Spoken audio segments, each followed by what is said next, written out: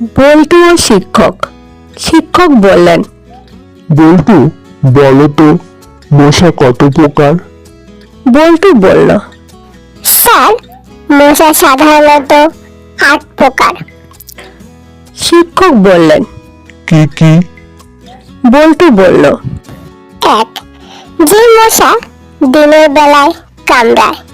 2. যে মশা রাতে কামড়ায়। 3. যে মশা কয়েলের উপর বসে গান গায়। 4. যে মশা মশারির ফুটো দিয়ে ভেতরে ঢোকে। 5. যে মশা কামড় দিয়ে সাথে সাথে পালিয়ে যায়। 6. যে মশা রক্ত খেয়ে উঠতে না পেরে খাটের নিচে বসে থাকে। 7. যে মশা কামড়ানোর পর সেখানে চুলকানি হয় না। 8. যে মশা এখন আমার কানের কাছে ভন ভন করছে।